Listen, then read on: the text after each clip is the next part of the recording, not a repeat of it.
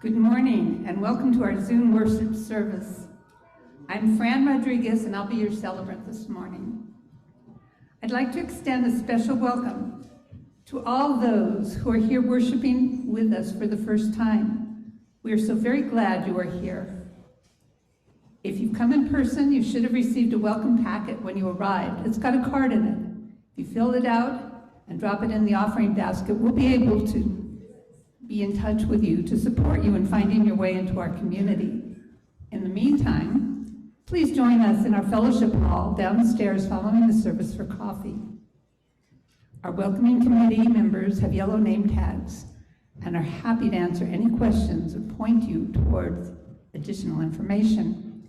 If you're joining us online, there's a link on our website to an electronic version of that same card. And we host a virtual coffee hour after the service if there's any interest. There's no need to log off right away. And now let's say our opening words of welcome together. Welcome to you, old friends and new, young and old. You are welcome, essential part of our celebration today. Whether today is your first or your 1000th Sunday in our midst, we are stronger because you are with us. We are one people of many beliefs, identities, origins, sexualities, and genders. We are all growing, all learning, all loved, body, mind, heart, and spirit, just as you are. You are welcome here. Now we will take a moment to say hello across the technical divide. First, we're going to show the people joining us on Zoom. If you're at home, please turn on your camera. Now, people at home, wave.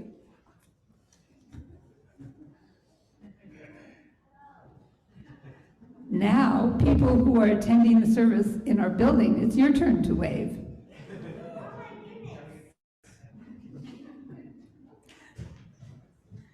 We do have a couple of announcements. Our guest minister today is the Reverend Ashley Horan. Reverend Ashley serves as the Organizing Strategy Director at the UUA, where she leads the team that holds the outward-facing national justice work of the association under the banner of Side with Love and its related campaigns, UU the Vote, Love Resists, Create Climate Justice, and Uplift Action for LGBTQ, Gender and Reproductive Justice. Reverend Ashley is joining us this morning from her home in Minneapolis, Minnesota, where she lives with her partner, the Reverend Karen Huft, and their 2 younger children. As a quick content note, Reverend Ashley has asked us to share that this service will focus on the sacredness of our bodies and bodily autonomy for all people. And there will be a short portion of the sermon that is about the messages we received about our bodies when we were growing up. If this topic is fraught for you, please take care of yourself however you need to during that time, whether by tuning out momentarily or excusing yourself. And here are the announcements. We preface our service by acknowledging that the land on which our homes and our church were built was not uninhabited when European settlers arrived here with their ideas of conquest and ownership. For those of us who live in Moscow, Pullman, or other nearby communities, we live on the ancestral homelands of the Nimipu, called Nez Perce by the French-speaking traders, the Palouse and the Shishumsh, called the Coeur d'Alene. If you are joining from another place, I encourage you to discover who inhabited or moved through the place where you now live in the times before colonization and genocide, and where they are now. We pause and remember that we live on ground that is sacred, ground that was stolen, ground that cries out for justice and responsible stewardship. May our remembering help us find the courage to do our part to restore wholeness to the earth and all her peoples. We also pause for just a moment to light a candle and pray for peace. We hold in our hearts all those currently threatened by greed and imperialism, from the people in Ukraine to those in Burma and Somalia. May we recommit ourselves to nurturing peace. Peace in the world and peace within.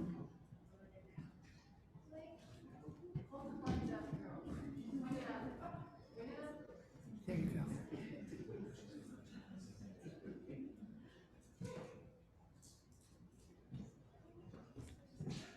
We are hoping that folks joining us via Zoom have a chalice or candle to light and something to light it with. Let's light our chalices together. In the light of truth and the warmth of love, we gather to seek and seek to share.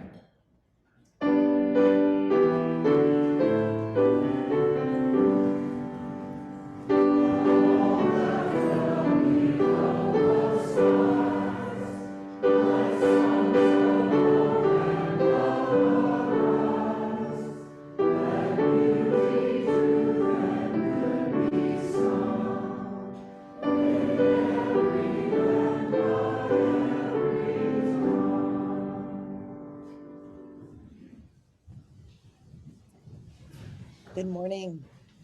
We begin with these words from Ernesto Cardenal, translated by Jonathan Cohen. What's in a star? We are. All the elements of our body and of the planet were once in the belly of a star. We are stardust. 15 billion years ago, we were a mass of hydrogen floating in space, turning slowly, dancing. And the gas condensed more and more, gaining increasingly more mass. And mass became star and began to shine. As they condensed, they grew hot and bright. Gravitation produced thermal energy, light and heat, that is to say, love. Stars were born, grew, and died. And the galaxy was taking the shape of a flower, the way it looks now on a starry night. Our flesh and our bones come from other stars, and perhaps even from other galaxies. We are universal, and after death, we will help to form other stars and other galaxies. We come from the stars, and to them we shall return. Come, let us worship together. Please rise now in body or spirit and join in our opening hymn number 1024, Spirit Says Do.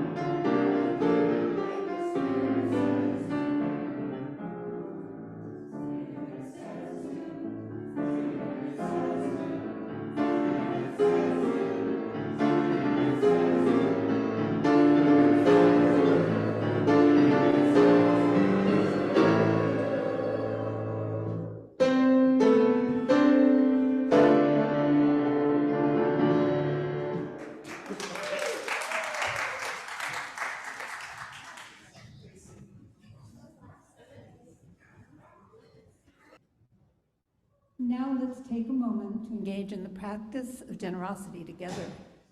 For those of you who are able to make a financial contribution, the logistics are on your screen. We invite you to either copy down the information you need or simply go to the website to make a donation. The web address is in the chat. Those of you who are newer or visiting from another part of the country may not be aware that we typically give away all of the cash from our Sunday offering to local charities whose missions align with our values, a program called the Month of Sundays. This month, the recipient is, doesn't say, a mystery. I don't have it written in my notes. Pardon? Oh, St. Vincent de Paul. Sorry about that. If you're donating online, you can choose Month of Sundays from the drop-down menu. If you're mailing or dropping off a check, simply indicate on the memo line whether it is intended for the Month of Sundays or a general fund. In the spirit of love and for continuing work of this church, we will now take some time to practice generosity together.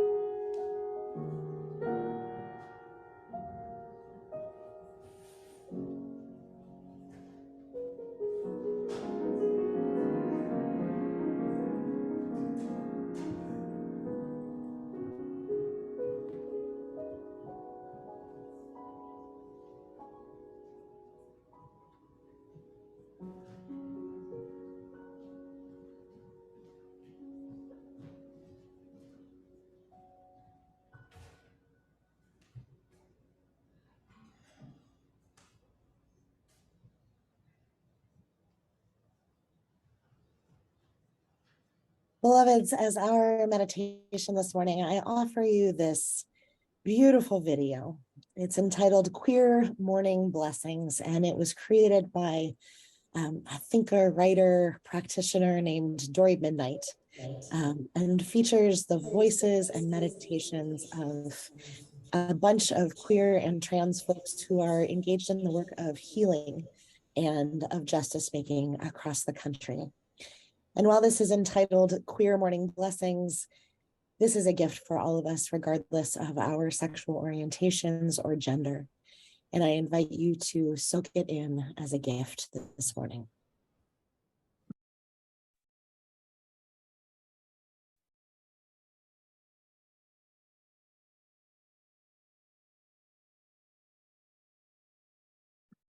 Beloveds, thank you so much for welcoming me this morning, even as I join you from many hundreds of miles away from here in Minneapolis, Minnesota.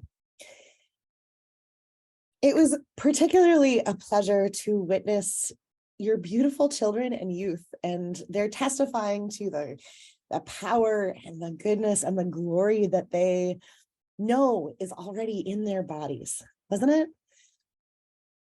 I am always grateful for the work of religious educators and parents and adults who are working so hard to make it possible for our kids to feel just deep in their bones, in their skin, that preciousness, that sacredness of their own bodies. Even though we live in a world that does not always bring that same positivity and respect. Speaking of which, what messages did you receive about your body growing up? As you think back to parents and relatives, teachers, friends, popular culture, the religion of your childhood, did you learn that you were always the boss of your own body? That you got to decide what to feed it, how to dress and present it, how and whether to physically interact with the people around you? Did you receive affirmation that no matter what your body looked like or what it could do, it was worthy of protection and care and pride? Did you have grown-up models who showed you what it looked like to really live in your own skin, free and joyful in the sacred gift of your embodiment? If that was your experience, blessings and praise upon those who loved you into being. My guess, though, is that none of us were consistently encouraged to be fully, sacredly, autonomously embodied human beings. Dominant American culture certainly does not hold these values, and we are all exposed to both subtle and explicit messages declaring that bodies are objects to be exploited or controlled, subdued or commodified. From the day we are born, we are taught what our body should look like, what they should be capable of doing, how they should relate to and interact with the bodies of other people. Now, exactly what we learned about our particular body's relative freedom and worth and power depends a lot on the sex we were assigned at birth, our sexuality and gender expression, our race, our class, our ability or disability, our family culture, our religion. But those three American pillars of capitalism, cis heterosexism, and white supremacy, all of which fundamentally reject the idea that each person's body should be sacred and free. These ideologies, they live in the helixes of the DNA of our country, and they shape every aspect of our relationship to our bodies, to each other's bodies, our whole lives long. One way of telling the history of the United States is to talk about the ways that certain groups of people have worked to control the bodies of other groups of people. European colonizers forcibly displacing indigenous people onto reservations or boarding schools. Slave owners kidnapping and exploiting the bodies of people of African descent for profit. Men empowered to control the fertility and the movement and the sexuality of their wives and daughters. Eugenicists and medical professionals experimenting on, forcibly sterilizing poor and Black and Indigenous and disabled people. Legislators, law enforcement conspiring to criminalize everything from migration to sex, to Blackness, to poverty, to abortion, to mental illness, using their power to segregate and impoverish and incarcerate entire communities of people. Politics are theological, and theology is political. How we treat the people around us in our communities, in our nation, is a reflection of something called our theological anthropology. This is a $1 million seminary term that basically just means what we believe about human nature, the human soul, and the human body, the relationship of people to each other and to the divine. So bear with me, I'm going to dive into a little bit of old-timey religion here for a moment, and I promise we will come back to the beloved sacredness of our bodies in a moment. From the time of first European contact on the indigenous lands that are now known as North America, settler colonizers used their religious beliefs to justify the theft of land from Native people and to create a system of governance infused with their own worldviews. European Calvinism and Puritanism had a very particular theological anthropology, which held that, in essence, bodies are inherently sinful. They need to be controlled, restrained, punished, especially bodies that aren't male, straight, able, white, wealthy. For those European Christians, it all went back to the fall of Adam and Eve. In their interpretation of the Genesis story in the Bible, in spite of having it really good in the Garden of Eden, the first humans disobeyed God and they ate from the tree of knowledge of good and evil. And when they did that, they realized that they were naked and they got ashamed. God finds out about this, gets angry, expels them from the garden, and condemns them to toil in the fields, to suffer through childbirth, and to age and die. So not only is embodiment, being in a physical body, not only is that the punishment for Adam and Eve's disobedience, that punishment is then passed on as original sin, the blemish of corruption and condemnation that defiles the soul and the body of every single human being born since. Now, in that same Puritan Calvinist strand of Christianity is the belief that Jesus Christ was sent by God to atone for this inherent sinfulness of humanity. Through Jesus's violent death at the hands of the state, some people, the elect few who are predestined by God, who is both fickle and unknowable, those few are spared and they're saved. The trick is, though, that we can't know who are the elect and who are the reprobates, the ones who will be sent to hell for all of eternity, no matter how they act or what they do. So the best we can do is try and act right, to obey the impossibly strict rules, to deny ourselves the pleasures of the flesh, to hope we won't spend eternally dangling over the fires of hell as sinners in the hands of an angry God. Whew! I get through even preaching those couple of paragraphs recapping that particular version of Christianity, and I feel it in my body. I don't know about you, but I get queasy, my back tenses up, my fists clench. It is physically uncomfortable to sit with that particular set of beliefs about the human body and human nature, because I hate what it says about incarnation and I hate what it says about the divine.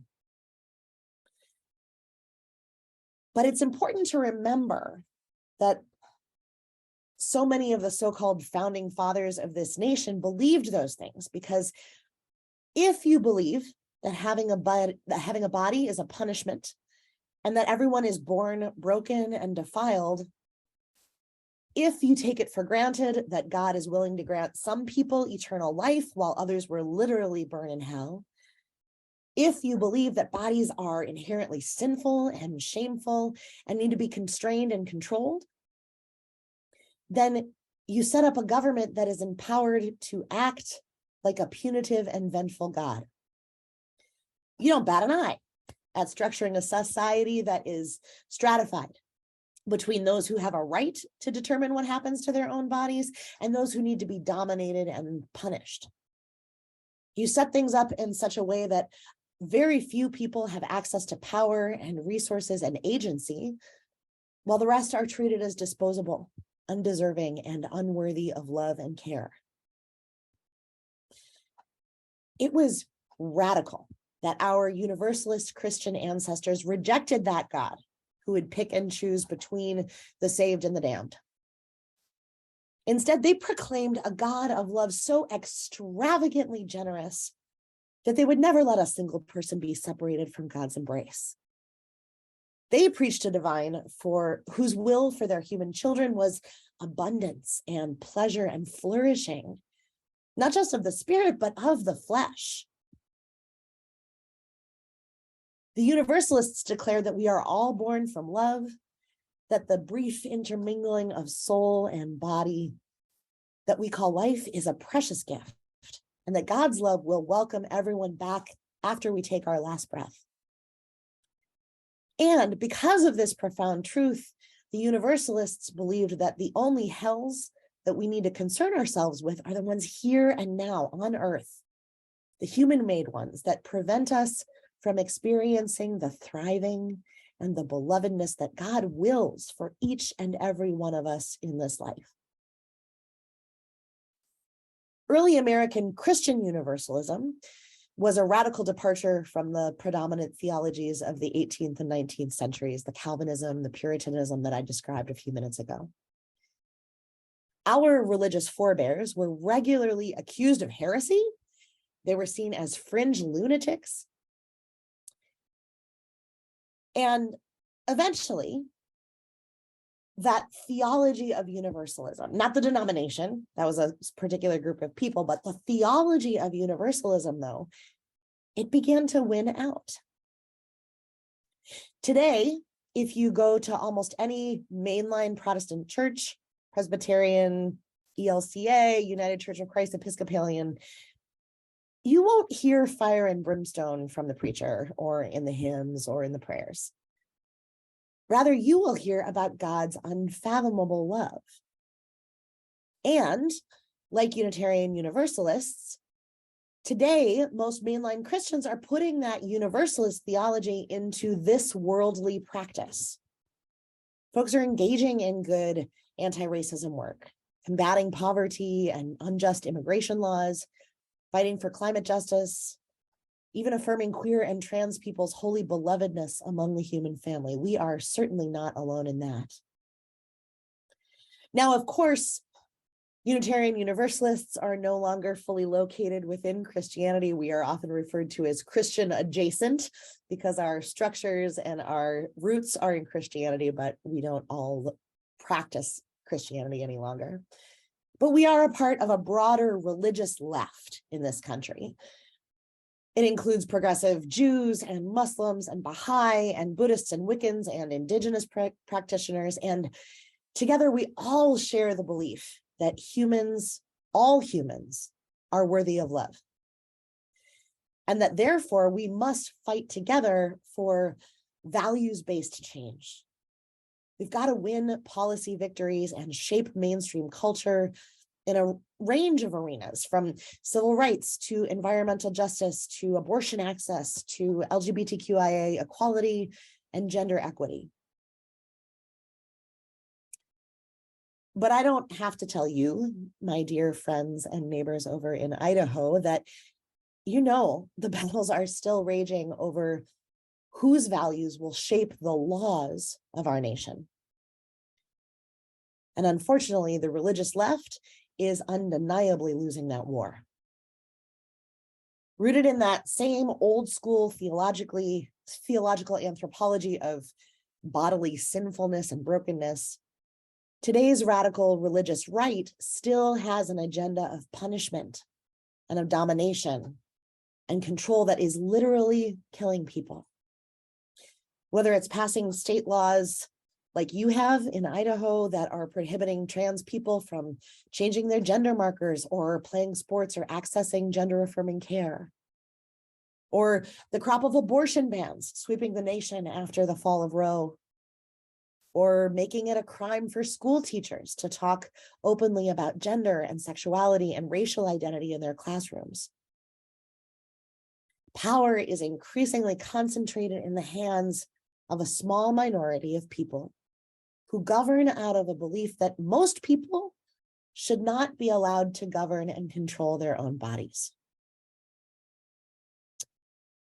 In my paid work, I have the privilege of serving as the organizing strategy director at our Unitarian Universalist Association. And in that work, I lead the team that holds all of the national outward-facing social justice work of our association. That happens under the banner of Side with Love and our related campaigns.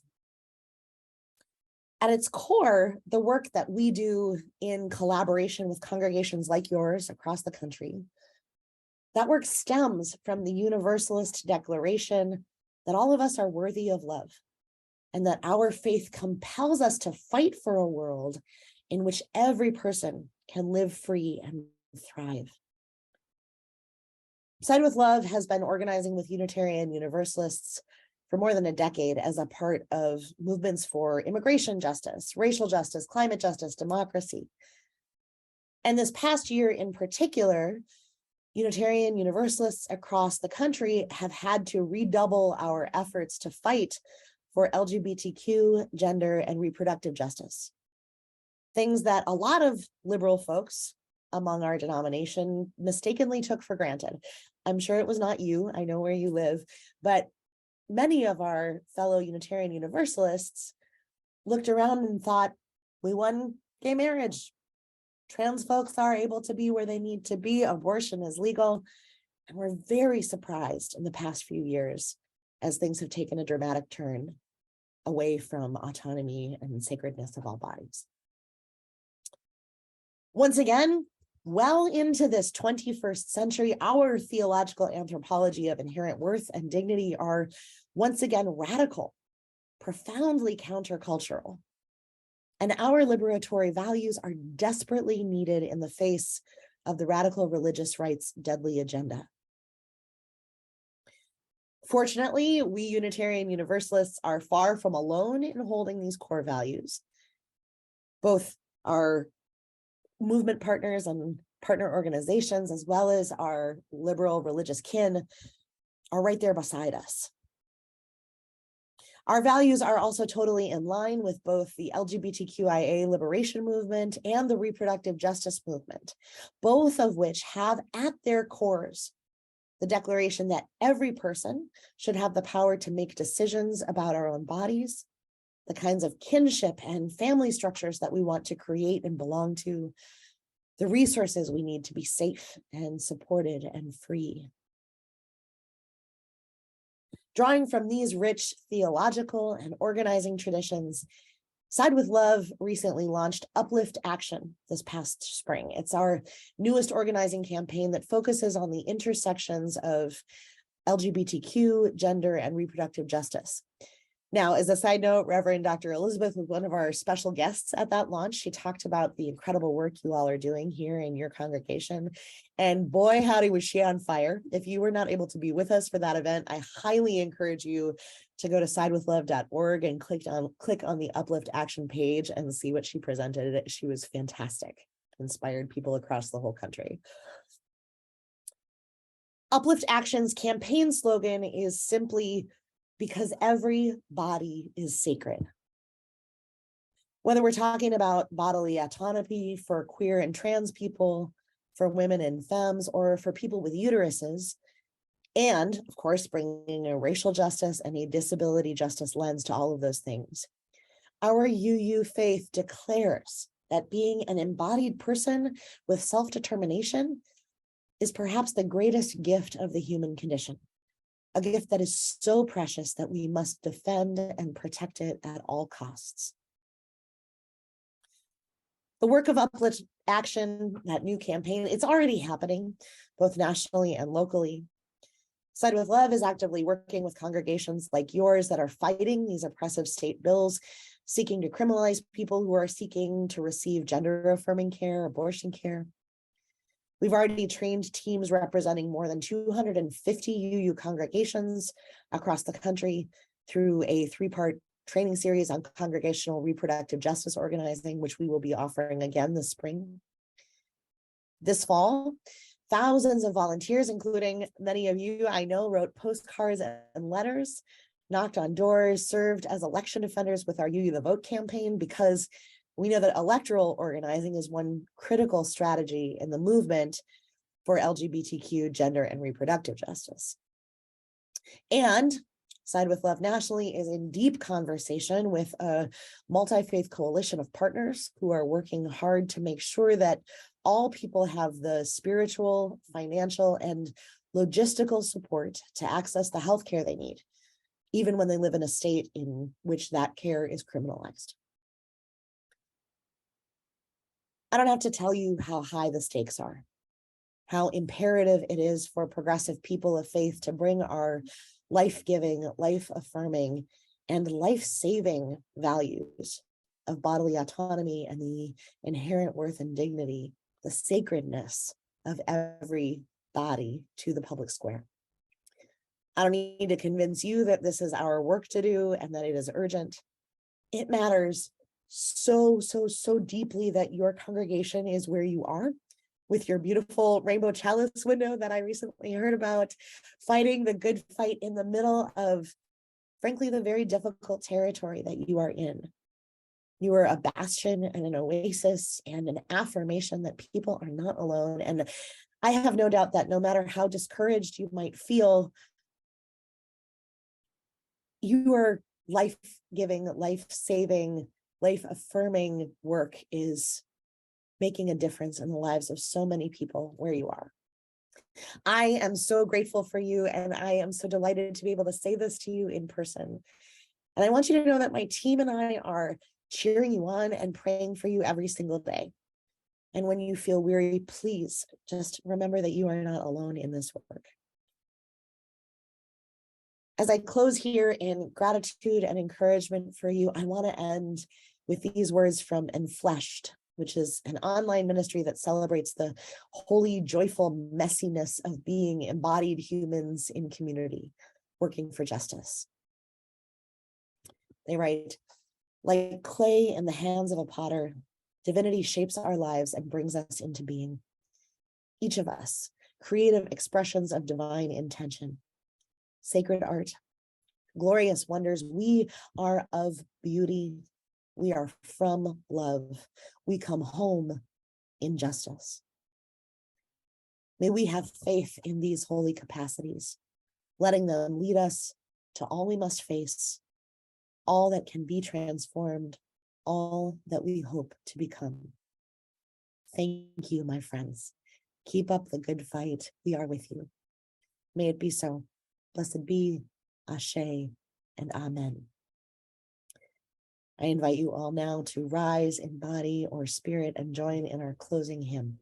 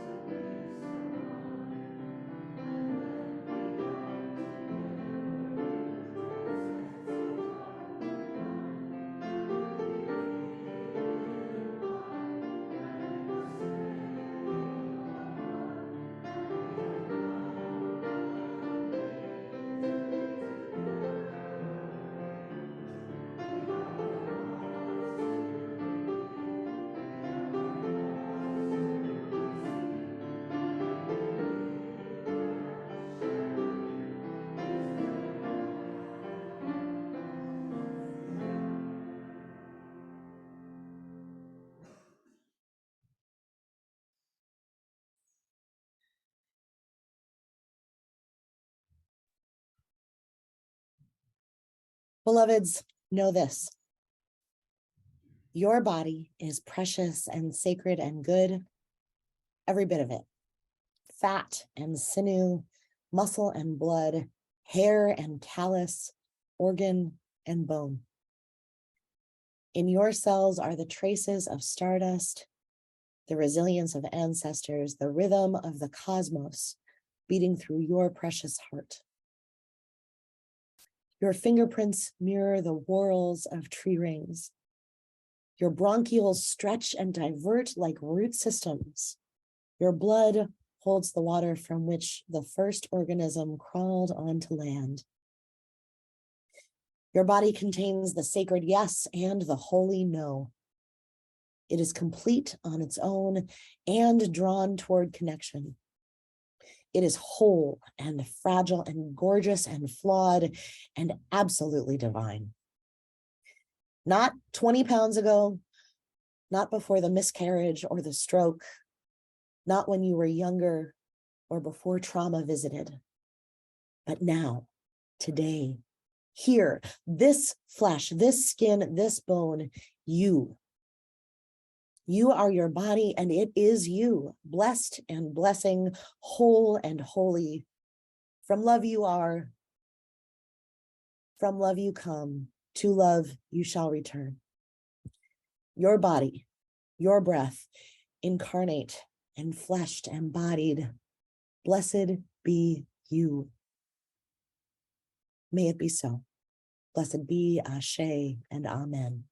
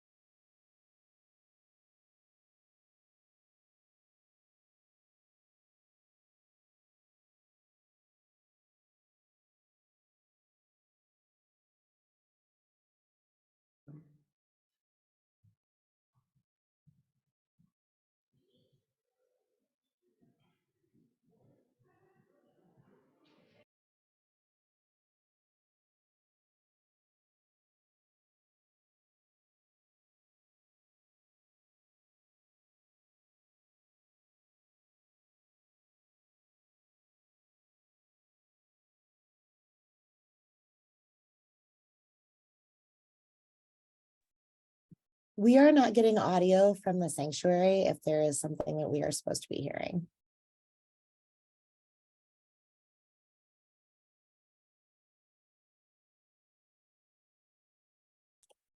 Folks online, my understanding is that we can stay, join in a virtual coffee hour if you feel so moved. I'm grateful for this time with all of you this morning. I wish you well. Be safe. Take care.